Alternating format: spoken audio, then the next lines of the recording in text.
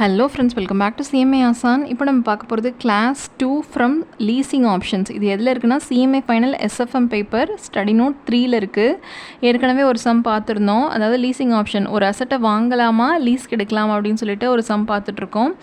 அதில் இதுதான் first some. இதுக்கு முன்னாடி பார்த்தது வந்து எக்ஸாம்பிள்னு சொல்லிட்டு புக்கில் கொடுத்துருக்காங்க. அதுவும் உங்களுக்கு இம்பார்ட்டண்ட்டு தான். அதுவும் ஒரு வாட்டி பார்த்துக்கோங்க. இது second sum, illustration 1. Okay, to purchase the computer.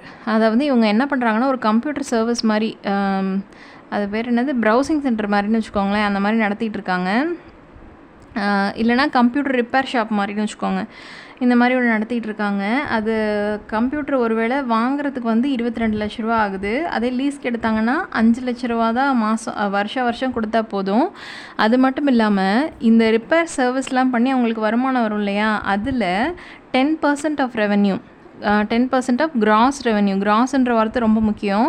ஏன்னா கிராஸ் ரெவென்யூன்னா வெறும் வருமானம் மட்டும்தான். நெட் ரெவென்யூனா அந்த கிராஸ் ரெவென்யூலேருந்து எக்ஸ்பென்ஸை கழித்து வரக்கூடிய அந்த பேலன்ஸ் இருக்கிறது தான் நெட் ரெவென்யூ. ஸோ ஆக்சுவலாக வெறுமனை இருக்கக்கூடிய அந்த கிராஸ் ரெவென்யூவில் 10% ப்ளஸ் 3வது வருஷ கடைசியில் 6 லட்ச ரூபாய், இது ஒரு அடிஷ்னல் பேமெண்ட்டு. இதெல்லாம் சேர்த்து லீஸ்க்கு ரெண்டலாக கொடுக்கலாம், அல்லது அந்த அசட்டை வாங்கிடலாம், கம்ப்யூட்டரை வாங்கியே செஞ்சிடலாம்.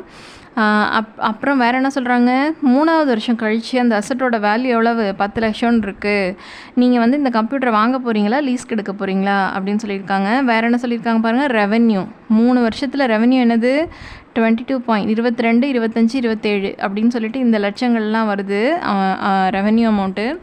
Annual operating cost excluding depreciation or lease rent of the computer are estimated at 9 lakhs. அதாவது ஒரு வருஷத்துக்கு அதுக்கு இயக்கிறதுக்கு தேவையான அந்த எக்ஸ்பென்ஸ் எல்லாம் எவ்வளோ ஆகுது, 9 lakhs ப்ளஸ் 1 லட்ச ரூபா. அப்படிங்கிறது என்னென்னா, இப்போ சப்போஸ் கம்ப்யூட்டர் வாங்கிட்டோன்னா டக்குன்னு அதோட எப்படி ஆப்ரேட் பண்ணுறதுலாம் தெரியாதுல்ல. ஸோ அதுக்குன்னு ஒரு ட்ரைனிங் கொடுக்குறாங்க. அதுக்காக ஆகிற செலவு எவ்வளவு, 1 லட்சம்.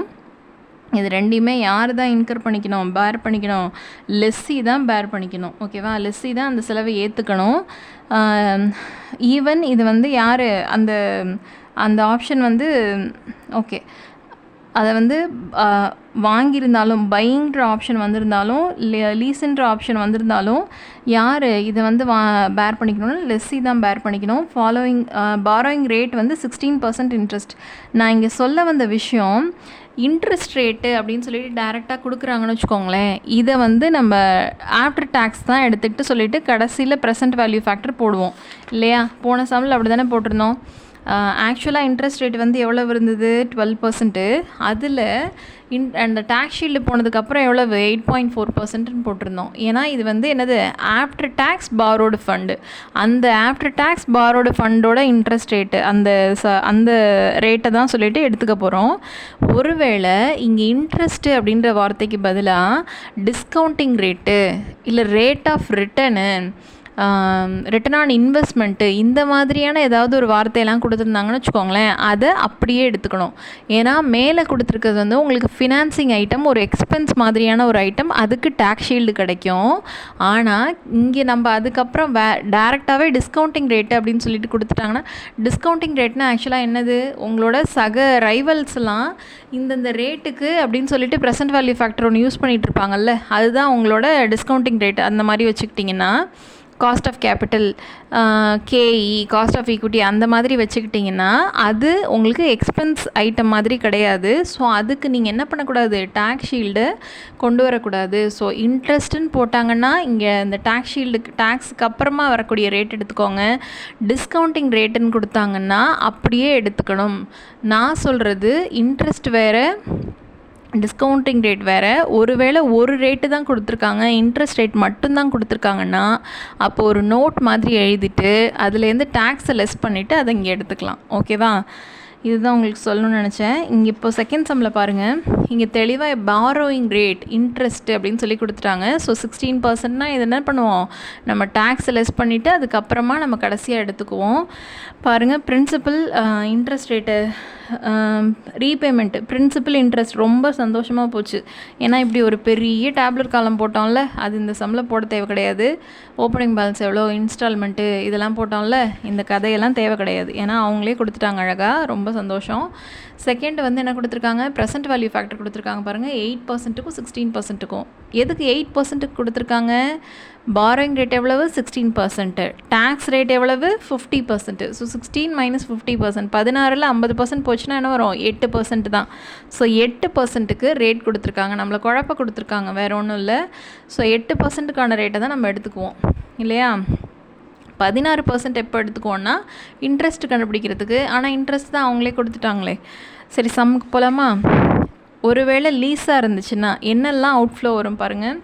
இயர் 1 to 3, இயர் 1 to 3க்கு ஆனுவல் ரிலீஸ் ரெண்டல் எவ்வளோ 5 லட்ச ரூபா plus 10% of gross revenue. Gross revenue சொல்லிட்டு இங்கே பார்த்தோம்ல 22 லட்சம் 25 லட்சம் அப்படின்னு சொல்லிட்டு சம்திங், அதில் 10% பாருங்கள்.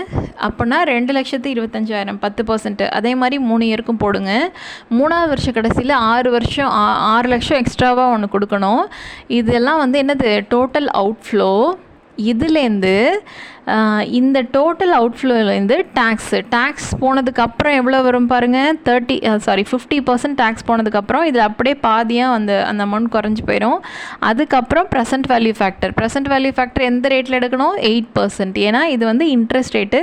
50% போனதுக்கப்புறம் 8%ல் எடுத்திங்கன்னா ஒவ்வொரு ஃபேக்டரு மல்டிப்ளை பண்ணி இதை மல்டிப்ளை பண்ண இந்த ஆன்சரு. ஃபார் எக்ஸாம்பிள் ஒரே ஒரு இதுக்கு மட்டும் நான் சொல்கிறேன்.